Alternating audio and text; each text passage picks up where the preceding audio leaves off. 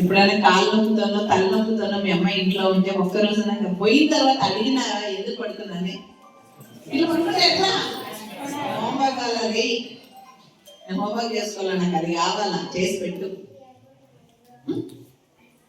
Only అమ్మాయి ఒక్కరోజు నువ్వు రెస్ట్ తీసుకో, నేను చేస్తానులే, నాకు నేర్పించు. Not even 10%, not only 10%, not even 1%. అంటే అట్లా మనకి దొరికిపోతామంటే దాని వాల్యూ తెలియదు. ఓ బేబీ సినిమా చూస్తున్నారా? ఎంతమంది చూస్తున్నారు? దాంట్లో రాము రమేష్ డైలాగ్ చాలా బాగుంటుంది, ఒకసారి చూడండి, వస్తుంది చిన్నగా షార్ట్గా. వాళ్ళ కొడుకుతో చెప్తారు, అంటారా వాళ్ళ అమ్మలు అంటారు, ఆకలి అయినప్పుడు పెడతారు తింటారు, ఒక్కసారి పెద్దలు వెళ్ళిపోతే మన బాల్యాన్ని కూడా తీసుకుపోతారు.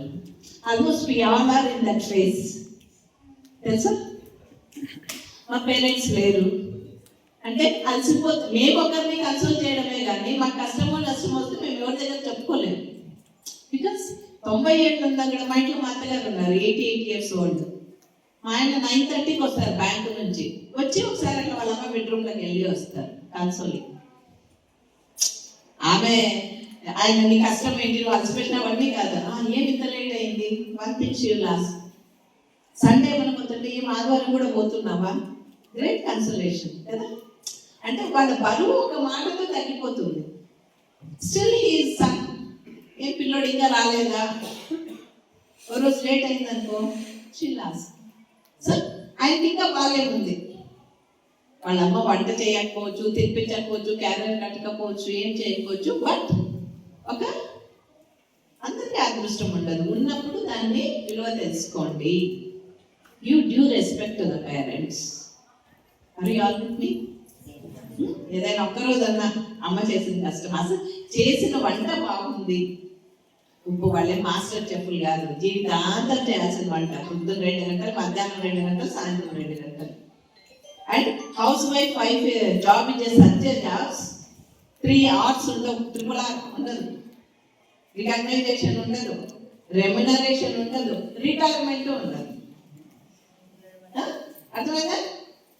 పని చేసినావమ్మా ఏమన్నా, నాయన కూడా అన్నాడు, ఇంట్లో నాయనమ్మ తాత ఉంటే వాళ్ళు కూడా అన్నారు. ఎవరు అన్నారు అంటే పర్మిషన్ అంటది అంతే.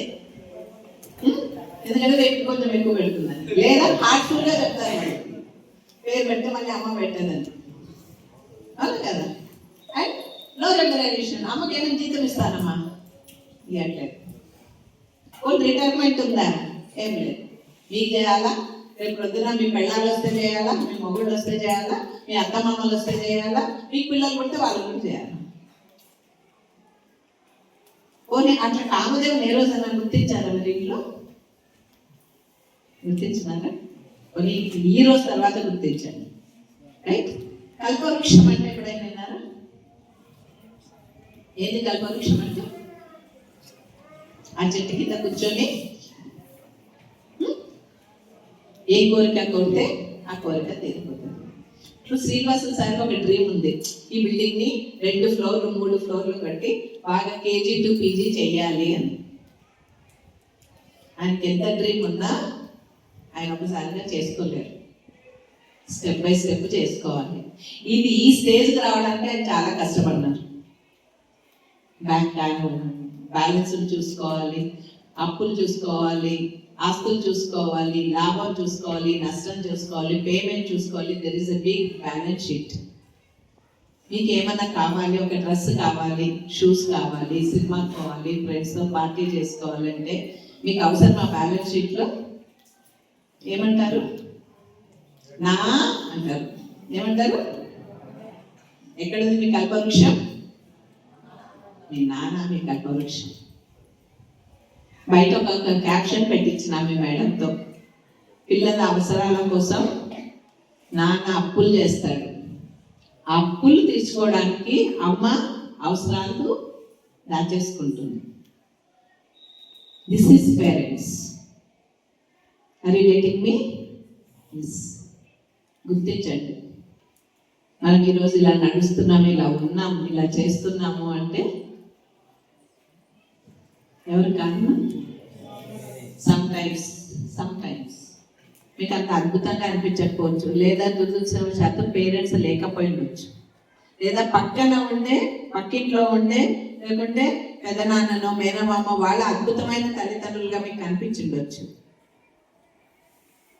బట్ ఈ కదిలే బాడీ, ఈ ఆలోచించే మెదడు, ఈ శరీరాన్ని మీకు ఇచ్చినందుకైనా పేరెంట్స్కి థ్యాంక్స్.